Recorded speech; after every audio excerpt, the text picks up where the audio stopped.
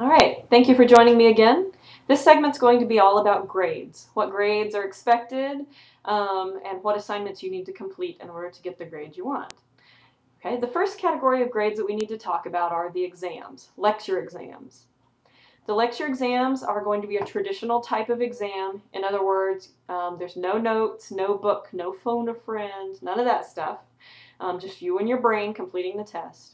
And the test will be completed in the Vernon College Testing Center, which is room 400.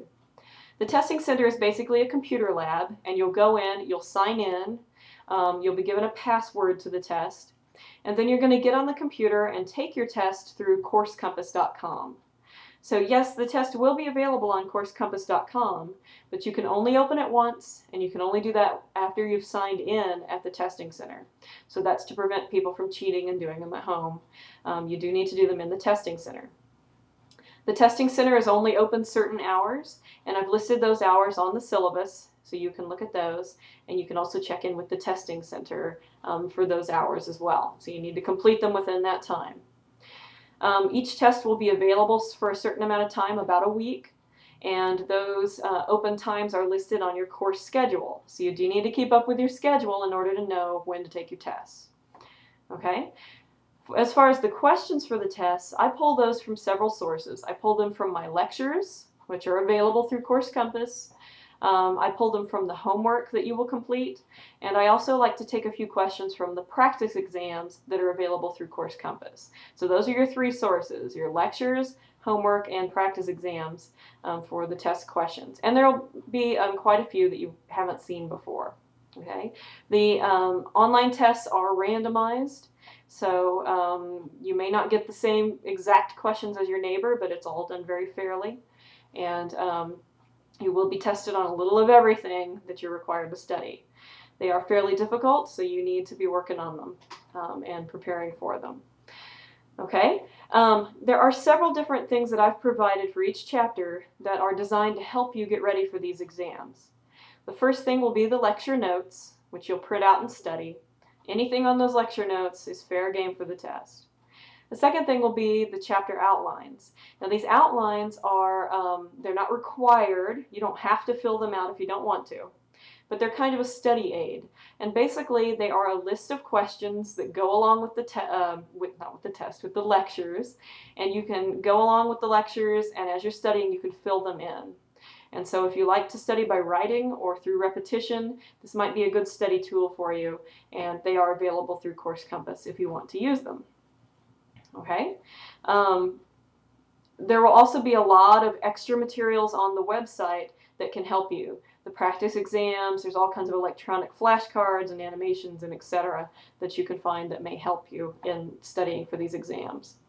Okay. The question format for the exams is going to be similar to what you see on your homework. So while we study and learn in layman's terms, the language for the test will be fairly technical. So make sure you know all your vocabulary. Okay, the next assignment that we need to talk about is the homework. You will be expected to complete a homework assignment for each chapter. These are available through coursecompass.com, and basically there will be two versions of the homework on coursecompass.com. You'll go to chapter contents, and under chapter contents you'll click on the chapter, and you're going to see a printable version of the homework and a submission version. The printable version of the homework is what you'll click on first, and you just print it out, and then you take the assignment to your book, you find the answers. When you've got all your answers together, you're going to go back to the website and you're going to click on the submission link for that assignment. And it'll say Miss Harrell Chapter 3 Homework Submission Link. And you'll click on that, and that's going to allow you to input your answers into the system. Now the benefit of that is that it will grade it automatically, and it's going to send the grade to me and show you your results right away, and that's fine. Okay. The due dates for the homework assignments are listed on the schedule, and in general the homework assignments will be due by midnight of the date that they are listed. They will be timed, and you can only open them once you click on them. So be prepared with your answers when you click on that submission link for the homework. Okay, and you'll see that on the website as well. Okay, the next category of assignment that we need to talk about is the take-home test. A take-home test is basically a big homework assignment, and it's going to cover 3 chapters that I just don't have lectures for. So this semester it will cover Chapter 7 over the skeleton, Chapter 10 over muscles, and Chapter 24 over nutrition. And what you're going to do is you're going to go to Course Compass, you'll click on Assignments, and under Assignments you're going to see Take-Home Test. And there, just like the homework, there will be printable versions and submission links for this assignment. So you're going to print out the different sections, work on it, and then you can go back in and submit the different sections. I do have these sections split up by chapter. So when you finish the Chapter 7 questions, if you're all ready, you can go back in there and put in the answers for Chapter 7 and then go on and work on the next one. And that assignment is ready now. You can start working on it now and submit it anytime you want. I believe it is due on July 3rd by midnight. All of it's due that day. So check your course schedule. I don't mind if you work together on the homework assignments and the take-home test. Homework, you will get your results immediately. However, on the take-home test, you're not going to get the answers to the questions until after the due date has passed for the take-home test. And that's just to prevent people from getting the answers from the first person who submits it, who actually did all the work, you know. It's to protect you, and also to hopefully you'll learn something from having done the assignment. Okay, so the take-home test is worth 5% of your grade, and it's available on there now. Okay, the other category that we need to talk about as far as grades will be lab grades, and there's also a little other, which is a 5% of your grade.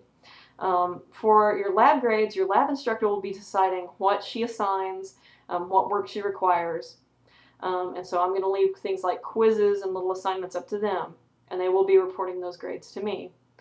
However, you will be required to do a lab test, actually 3 lab tests for this semester, and these are practical exams.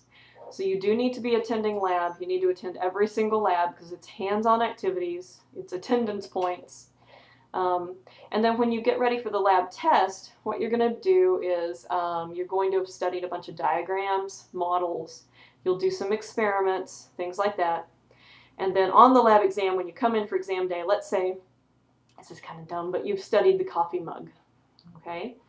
So you studied the coffee mug in lab, and you learned the parts of it, like the handle and the rim, okay, and the base of the coffee mug, and that's fine. And on the lab exam, that will be sitting out, and it'll have labels on it, A, B, and C. And the test will ask you what is part A, what is part B, what is part C. Okay, so it's that kind of a hands-on thing. This will be true also of diagrams that you will be expected to learn, dissections that we will do, things like that. Okay, but instead of a coffee mug, of course, it'll be something like a skull or a dissected pig, or there's all kinds of things that we're going to work on in lab. Okay, so those are the major grades that you're going to be required to put in. Just to let you know a few things about my grading policies. I don't do things like bell curves. I don't round very much, unless if your average is like an 89.5, if you get to that 0.5, I will round up to a 90. But if you're 0.4, that's still a B. Okay, so you have to get to that 0.5, and there are no exceptions for that. Okay, so I don't do bell curves, no rounding. I do not do word banks. You need to learn the vocabulary yourself. You need to learn how to spell it. Okay, there are no free magic or floating points floating around out there that I will add at the end of the semester. Okay, I take your scores, I put them into my grading program, which is a separate program, and I let it calculate that, and we're good to go. Okay, now for keeping track of your grades, I do use a separate grading program. And so it takes me time to input all your grades and scores into that and make sure everything's correct. What that means is that I will be letting you know probably a couple of times during the semester what your grades are, where your average is. But if you call me every week or email me and say, what's my average, I'm not really going to know. Okay, so I'm not going to do that. I'm not going to tell you every time I put a grade in what your average is. You'll be notified at least a couple of times during the semester where you stand. Okay, so those are the basic policies about grades. If you have any questions, be sure to email me. or ask your lab instructor and we can figure it out for you. Okay, I hope you stay tuned for the next segment, which will be kind of other, some miscellaneous topics and policies for our class. So thank you very much for joining me.